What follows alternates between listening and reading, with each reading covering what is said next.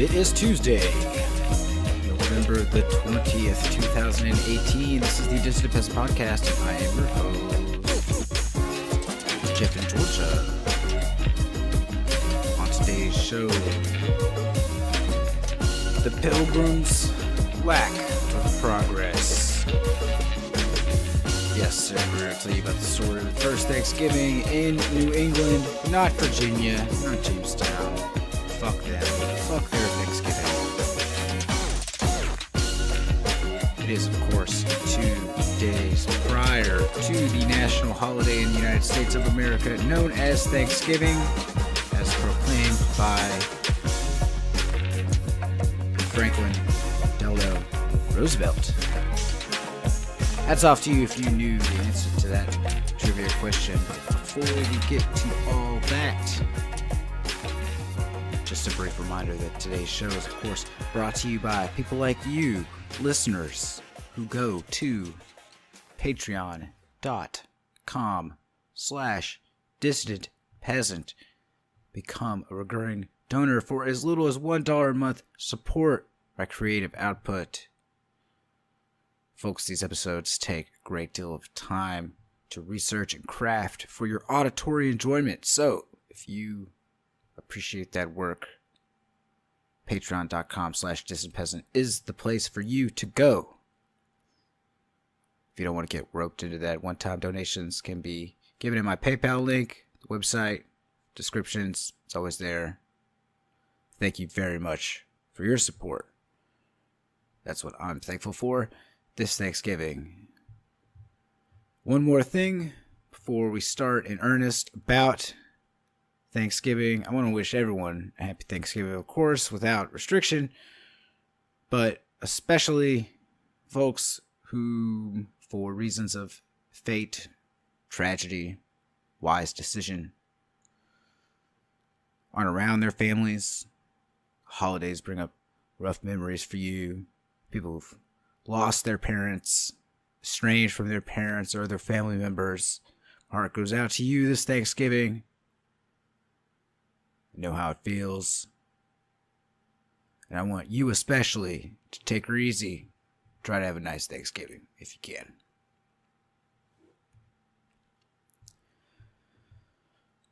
So rather than start at the beginning, nice and easy, and marching ever onwards towards my conclusions, I instead want to start somewhere else.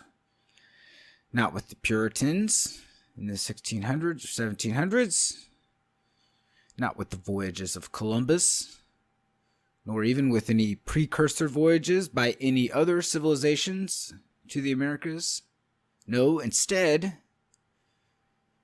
we'll begin in 1897 with the debut of one of the English language's better regarded novels, whose popularity has assured that even today it has never gone out of print. H.G. Wells's The War of the Worlds. To either refresh your memory or acquaint you with the story for the first time, War of the Worlds is the story of invading alien life from Mars, equipped with strange and advanced technology beyond human understanding.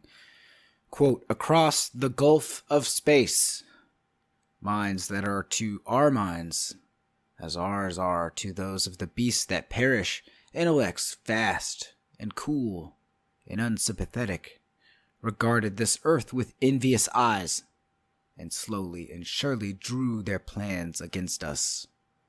End quote. So the novel reads, and thus the Martians begin their attack in the domestic heart of the then globally dominant British Empire. The Martians' war machines, equipped with black poison gas of unknown composition and deadly heat rays, are nearly invincible when confronted by the British military. Eventually, the entire country's people is either killed, evacuated, or forced to hide and scavenge the countryside, fleeing from any and all alien forces, rather than facing them in resistance. Eventually, the story's narrator becomes utterly despondent, decides to commit suicide by openly approaching a Martian war machine and courting its wrath. But to his great surprise, and perhaps the reader's, the machine is unresponsive. In fact, all the Martians and their accompanying flora have been killed. Not by artillery or gunfire, but earthly bacterial infections and diseases that humans had built resistance to over the course of evolution. The novel concludes with the narrator and really basically the whole country suffering a mental breakdown. The danger finally passed, but the feelings of terror and vulnerability there to stay, and the future totally unknown. There are lots of different ways to interpret the story and many different themes inside it. One such theme is the nature of imperialism itself. As Wells himself put it, quote, "Before we judge the Martians too harshly, we must remember what ruthless and utter destruction our own species has wrought, not only upon animals, such as the vanished bison and the dodo, but upon its own inferior races. The Tasmanians, in spite of their human likeness, were entirely swept out of existence in a war of extermination waged by European immigrants in the space of 50 years. Are we such apostles of mercy as to complain if the Martians warred in the same spirit?" End quote. A man of his time, certainly. Inferior human races aside, and Tasmanians not just having human likeness, but are being human. The diseases, the detached point of view of the genocidal visitors, the utter futility of armed resistance, the technological and sociological differences between invaders and invaded, all these elements will appear, jumbled but recognizable, in the story of the conquest of the Americas by Europeans. Now today we're mostly going to concentrate on the British Pilgrims in New England for the sake of scope and timely Thanksgiving-style relevance. But all that being said, with Wells in our minds, let's go now, not to the British on the coast of New England in the 1600s, but to the 1500s. Specifically April 23rd, 1520, some fucking assholes from Spain landed on that day, having departed the island of Hispaniola, that's present-day Haiti in the Dominican Republic, the landing site of the genocidal Christopher Columbus. They brought with them to South America lots of stuff, guns, horses, pigs, and also diseases, specifically smallpox. It was the smallpox that was the most immediately consequential. As one Franciscan priest described it, quote, "As the Indians did not know the remedy of the disease, they died in heaps like bedbugs. In many places it happened that everyone in a house died, and as it was impossible to bury the great number of dead, they pulled down the houses over them so that their homes became their tombs." End quote. These microbes of smallpox, nearly always traveling faster and more efficiently than European invaders themselves, decimated the then dominant Aztec Empire. The Aztec army's chain of command was completely ruined.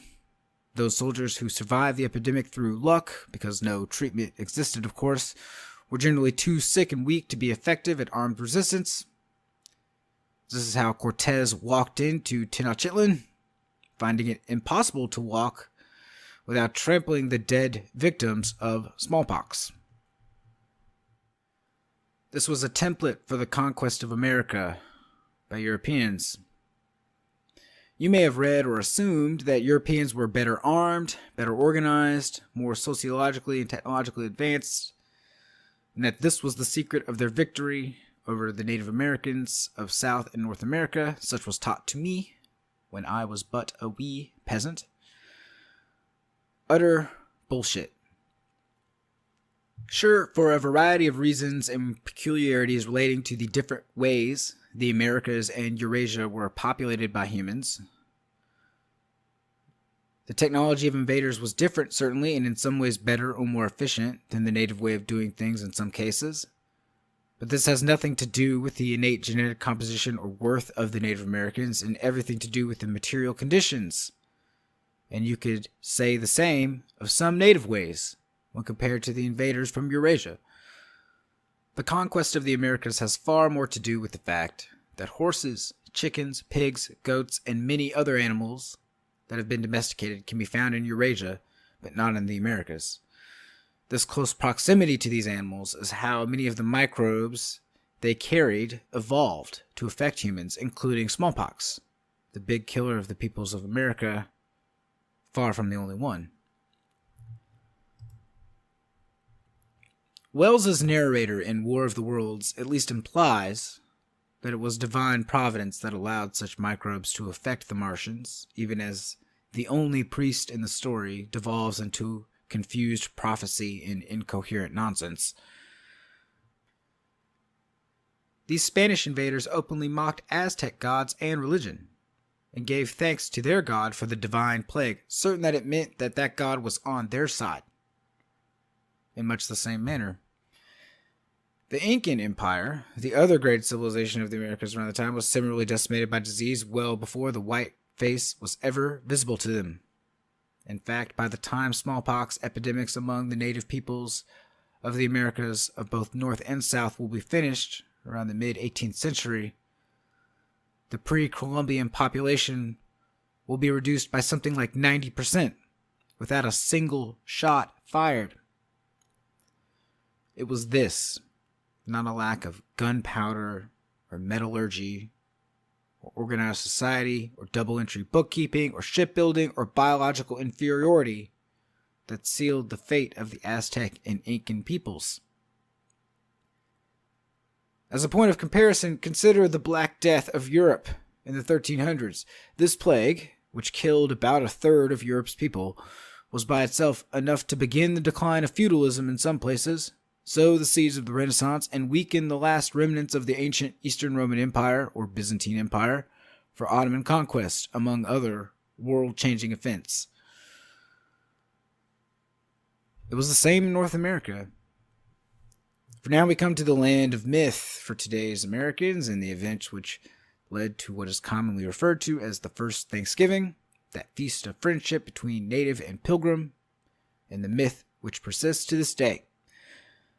Well before the Puritan Pilgrims' arrival in 1620 to New Plymouth, the native communities of that land, which they called the Dawn Land, on and around the coast of New England had been trading with Europeans for a century, though relations understandably began to sour as Europeans began taking some of them as slaves. Several groups from Eurasia contemplated or attempted settlement in the years before this in the lands that would become New England, and they all failed. Mostly because the land was already inhabited by plenty of people, and there simply wasn't any room for them. Smallpox would take care of that. In 1616, 4 years before the Pilgrims ever sighted land from their ship, traders introduced smallpox to the coast of present-day New England, and the result was the same as it had been for the Mayans and Incans. The Massachusetts, Wampanoag, and Nauset tribes all experienced an event known in English as simply the Great Dying. 90% of their people were wiped out over the next 3 years. As for the Wampanoag leader, their sachem was known as Massasoit, and he was scared for his people. His rivals and enemies to the west, the Narragansett, bordering what Google Maps assures me is named Buzzards Bay to the south, and a bit a ways from the Atlantic coast proper, were mostly untouched by the disease, and Massasoit was keenly aware of his people's inability to defend themselves if the Narragansett decided to attack. Meanwhile, across the wide ocean, the people who would come to be known as the Pilgrims, or even Pilgrim Fathers capital P, capital F, were also beginning to feel vulnerable, not to attack, but to assimilation. For those who need refreshing on them, once upon a time, King Henry VIII wanted a divorce, and the Pope wouldn't help him out, so he said, "Fuck all y'all. I'll start my own church."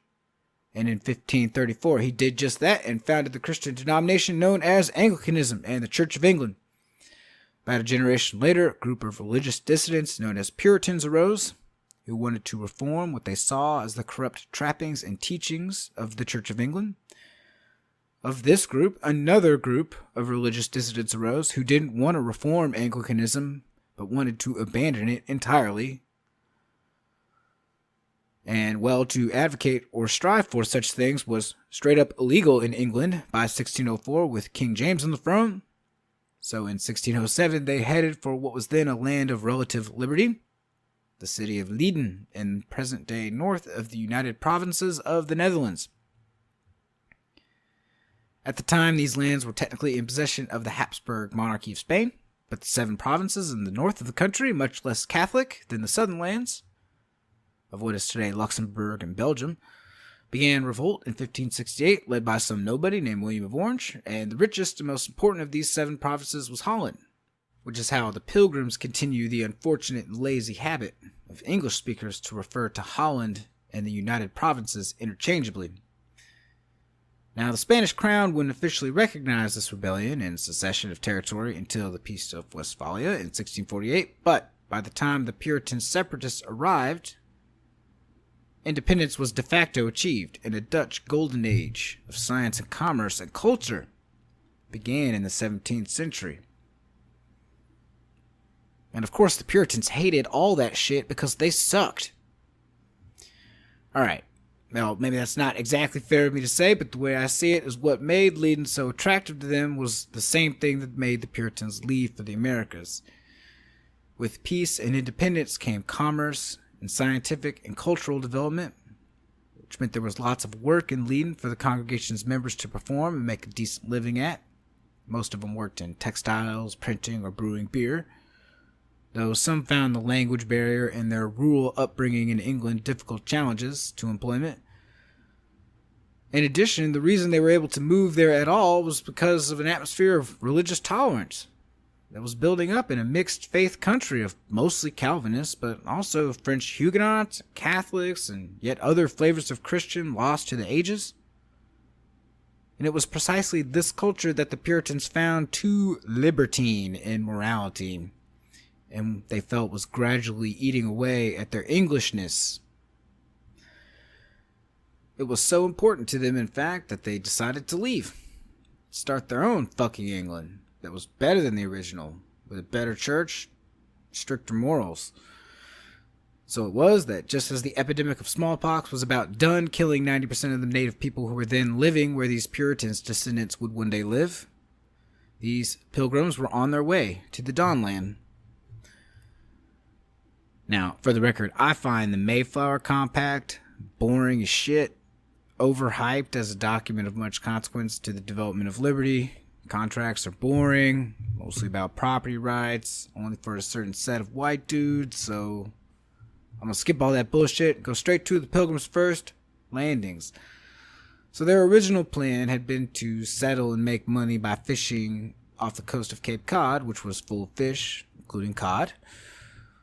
But the world they entered was no longer full of bustling communities of natives as it had been a mere 5 years before. It was more like something out of a post-apocalyptic scenario.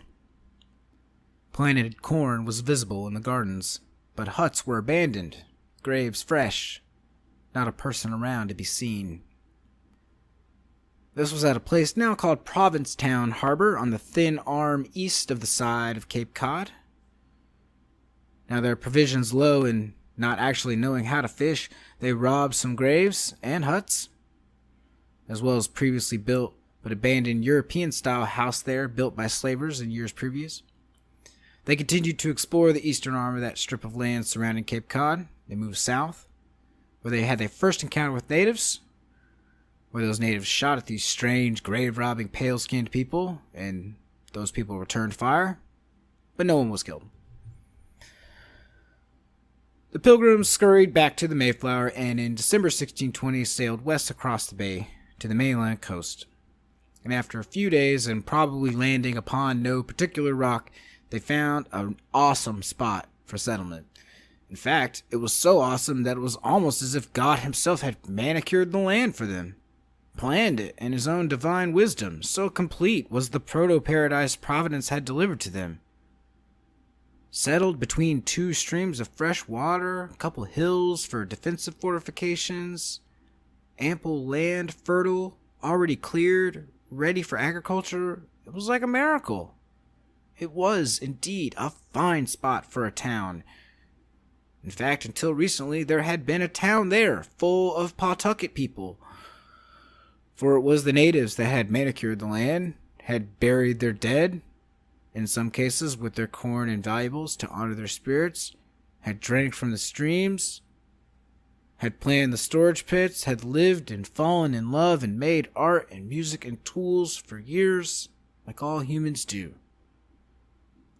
But everyone not killed by the Great Dying had tended to seek refuge in each other and reforge communities further in the mainland, and had been avoiding Europeans since 1614 at least, when around 20 of them had been hauled away in chains, including an escaped Pawtucket slave named Tisquantum, who had returned there the year before in 1619 to find the same post-apocalyptic landscape that the Pilgrims did.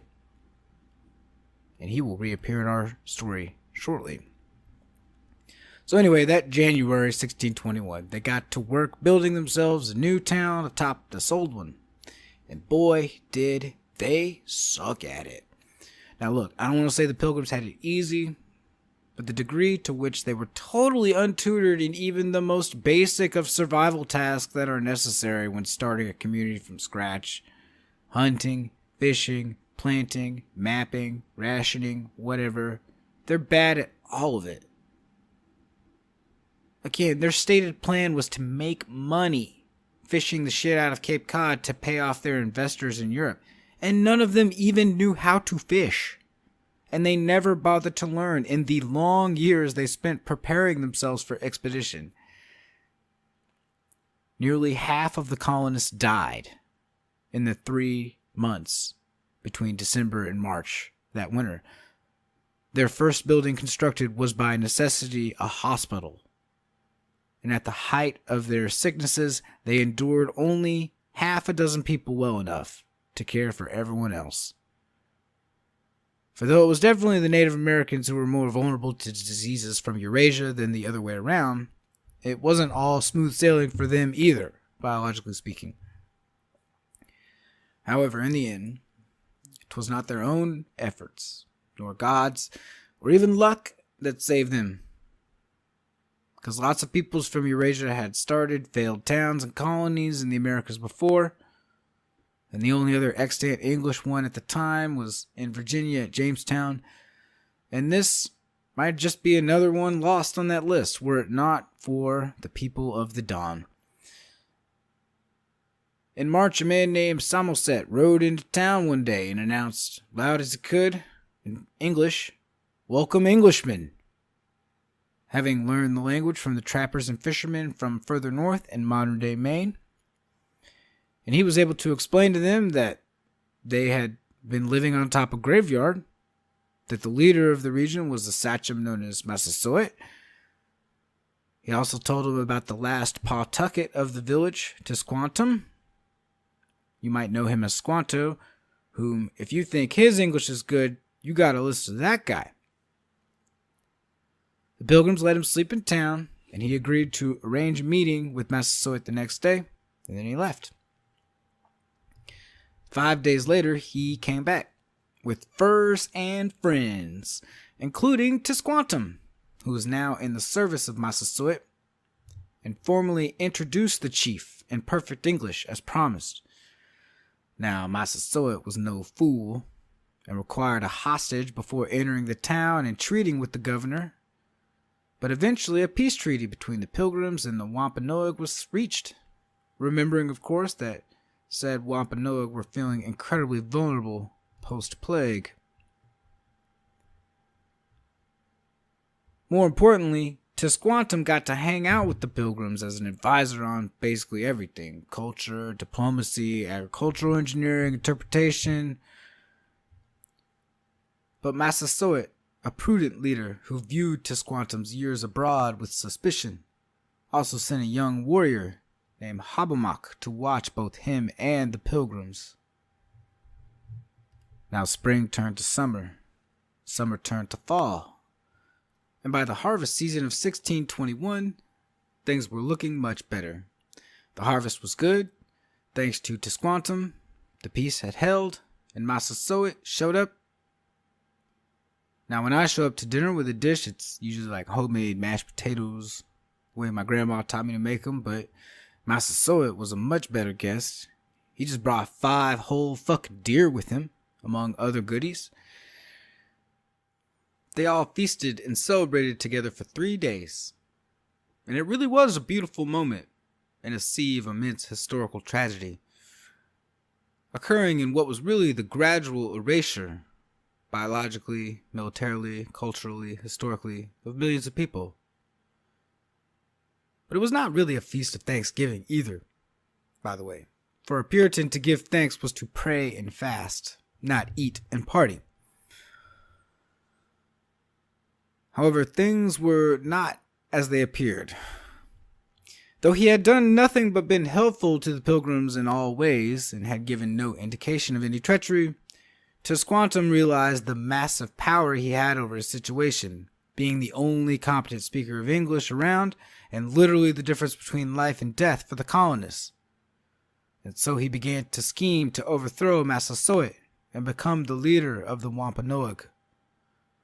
He began to tell natives around the community that he could command the English to make war with his words alone, and agitate to begin a surprise attack on the Narragansett to the west with English help.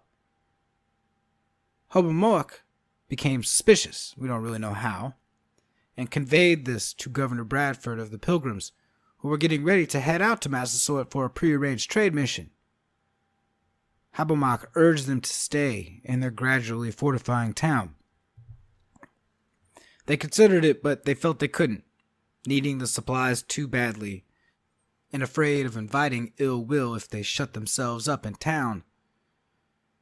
But soon after they left, an Indian belonging to Squanto's family arrived with blood on his face, claiming that Massasoit was already on his way to attack New Plymouth.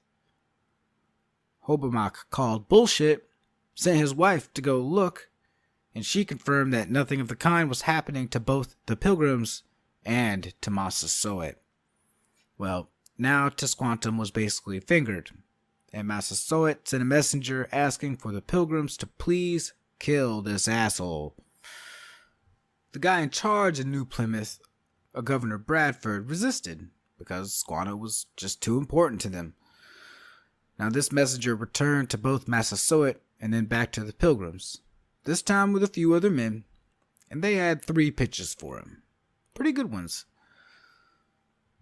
Their first pitch was, listen, according to the treaty negotiated between Pilgrim and Massasoit, the guy in charge of New Plymouth, a Governor Bradford, resisted because Squanto was too important as an interpreter alone. Now this messenger returned to both Massasoit and then to the Pilgrims, this time with a few other men, and they had 3 pitches for him.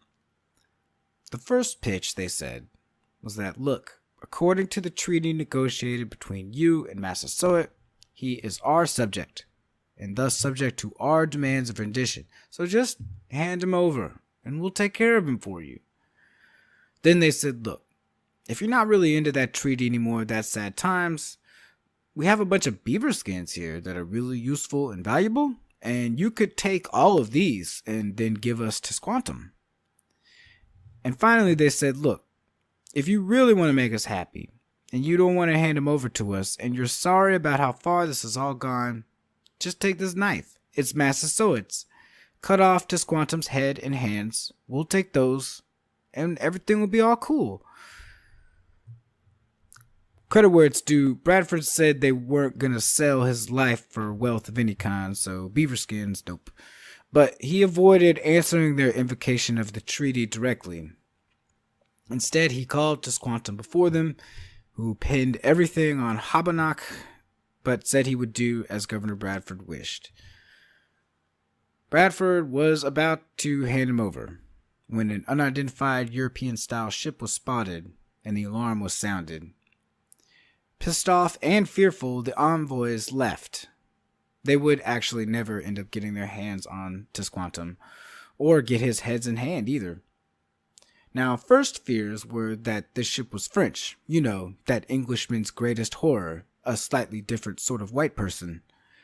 But instead, it was a second load of settlers from England, In fact, the second in a row that had been sent to the colonists to support without carrying any provisions of their own.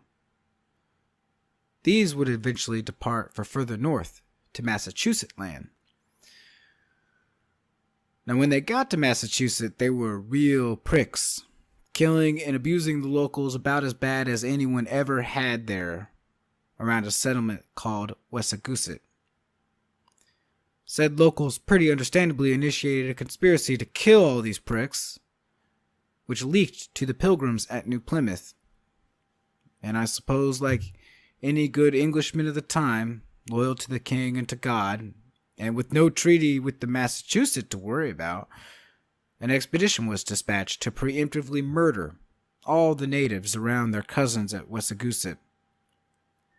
This brought peace in those lands for a generation, and whatever the Wampanoags' feelings about it, they were in reality too weakened by the Great Dying to consider retaliation or retribution, and the fact that their treaty with the Pilgrims held into Massasoit's death in 1660 made clear that weakness in the eyes of others. In the meantime, more and more Puritan settlers arrived in New England between the Pilgrims' arrival in 1620 and Massasoit's death, until they straight up outnumbered the Native Americans. These later Puritans especially, as they became more dominant over the area and more secure in their immediate surroundings, had less and less practical need to tolerate native ways, native gods, native thinking, native custom, and native people.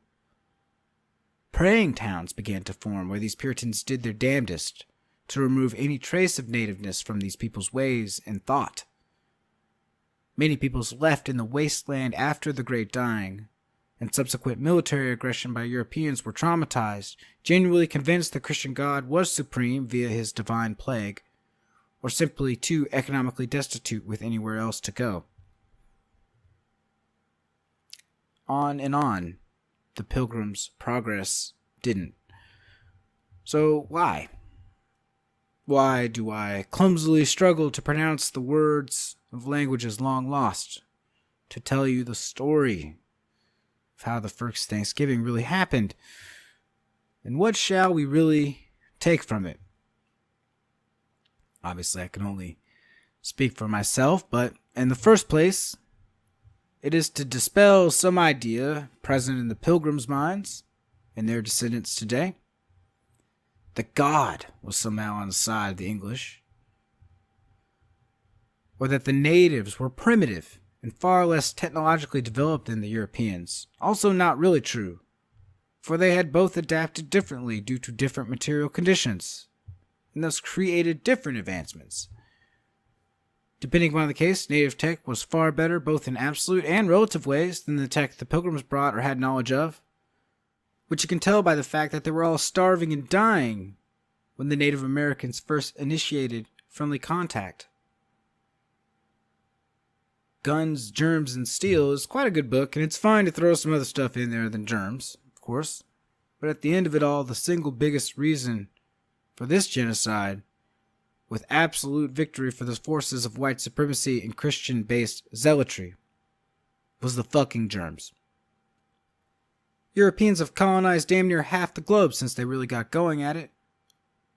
But despite technological superiority, or numbers, or organization, they were never able to completely replace wholesale the people of, say, China in the 18th and 19th centuries, or sub-Saharan Africa, or India. Finally, for purely sort of romantic reasons, the story of the lands that all became my country, and perhaps yours, the United States of America, is really the story of an empire built atop a graveyard. That graveyard's been rendered nearly invisible in the eyes of the people that live atop it, and in their minds. And if they remember the Native Americans at all, they are frozen in time.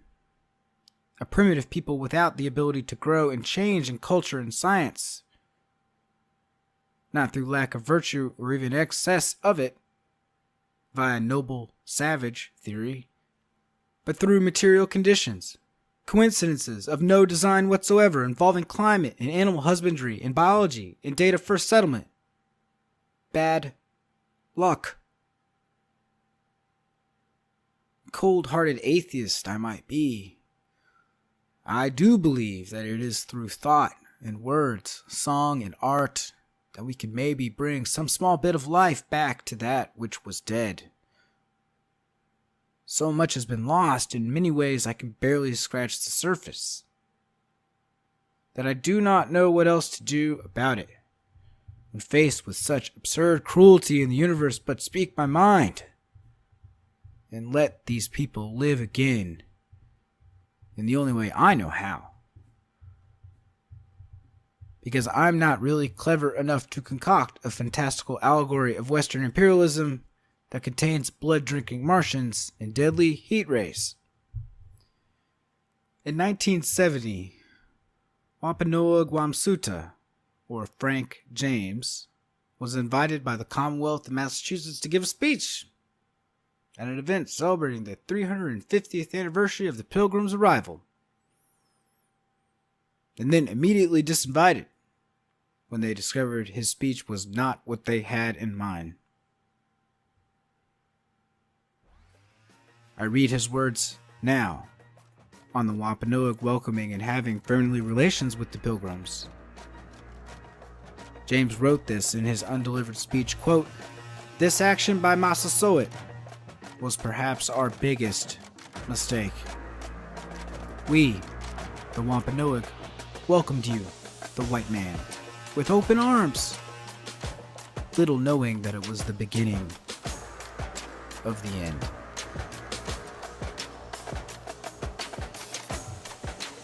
Happy Thanksgiving, everybody. See you next time.